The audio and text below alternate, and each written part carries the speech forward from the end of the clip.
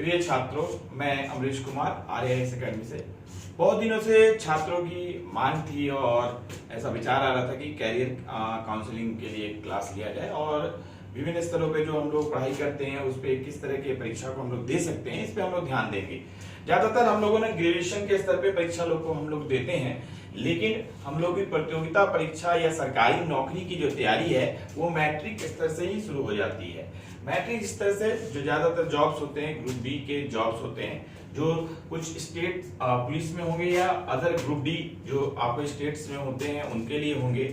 Otherwise railway में कुछ jobs होते हैं जैसे टिकट कलेक्टर और भी बहुत सारे चीज के लिए जॉब होते हैं। तो ग्रुप डी के जॉब जो होते हैं मैट्रिक पास उम्मीदवार जो है 8वीं से लेकर 10वीं पास उम्मीदवार जो है बहुत तरह के जो है सरकारी सेवाओं को दे सकते हैं, जिसमें ग्रुप डी के जॉब्स आपको मिलेंगे। उसके बाद बहुत बच्चे जब इंटर कर लेते हैं तो उन लोग सोचते हैं कि हम किस तरह के सरकारी जॉब में जा सकते हैं, तो वो आईटीआई और डिप्लोमा किए रहेंगे, तो इंटर किए रहेंगे, तो आप जो है कि रेलवे के बहुत सारे टेक्नीशियन लोको पायलट इस तरह के जॉब में जा सकते हैं। साथ ही डिफेंस में भी बहुत सारे आर्मी हो, एयरफोर्स हो, वो भी आपको जो है नेवी हो, उसमें भी जो है आप जॉब में जा सकते हैं। अगर आपने डिप्लोमा किया हुआ और इंटर किया हुआ है तो आप बहुत सारे टेक्निकल और नॉन टेक्निकल जॉब में भी आप सरकारी सेवा में और रेलवे में जा सकते हैं। और बहुत सारी सरकारी जो यूनिट्स हैं जैसे रेल हुआ, गेल हुआ, उसमें भी आप जा सकते हैं अगर डिप्लोमा किया है तो। लेकिन सबसे महत्वपूर्ण बात होती है कि जब आप ग्रेजुएट हो जाते हैं तो किस तरह के जॉब करेंगे।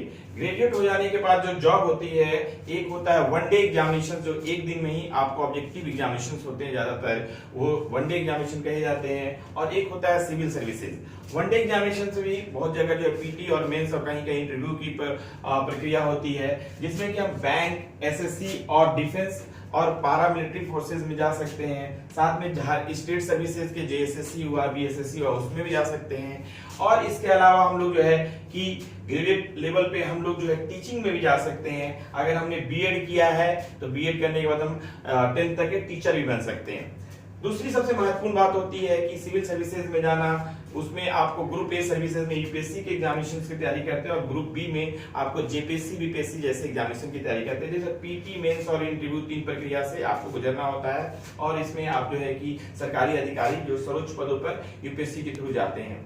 और उसके बाद पोस्ट ग्रेजुएशन में आपकी संभावनाएं केवल टीचिंग लाइन में ज्यादातर बन जाती है या स्कॉलर के रूप में आप जाने जाते हैं। तो आप जो है कि स्कूल में अगर एमए करते हैं और साथ में बीएड करते हैं तो 11th 12th यानी इंटरमीडिएट के टीचर बन सकते हैं। और अगर नेट और पीएचडी करते हैं आगे एमए करने के बाद तो आप प्रोफेसर कॉलेज में बन सकते हैं। इस तरह से हम लोग देखते हैं कि आपको मैट्रिक से लेके जो है पोस्ट ग्रेजुएशन तक आप किस तरह से अपने जो है कैरियर को संवार सकते हैं, किन एग्जामिनेशन को दे सकते हैं और किस प्रक्रिया से जा सकते हैं। मैट्रिक के बाद आपका स्ट्रीम चेंज हो जाता है। साइंस वाले लोग जो होते हैं इंजीनियरिंग मेडिकलिंग करते हैं, कॉमर्स वाले जो होते हैं अकाउंटेंसी के हो जाते हैं और आर्ट्स वाले लोग जो होते हैं वो सभी प्रतियोगिता परीक्षा को देकर कहीं भी जा सकते हैं। तो इस तरह से जो हर स्ट्रीम वाला जो है आपको अलग अलग प्रतियोगिता परीक्षा में आपकी तैयारी करता है। नेक्स्ट क्लास में हम लोग देखेंगे सिविल सर्विसेज के बारे में, जिसमें कि आईएएस हुआ, जेपीएससी हुआ और बीपीएससी हुआ, सिविल सर्विसेज के तीनों एग्जामिनेशन की तैयारी कैसी होती है, इसमें हम लोगों का ध्यान रहेंगे।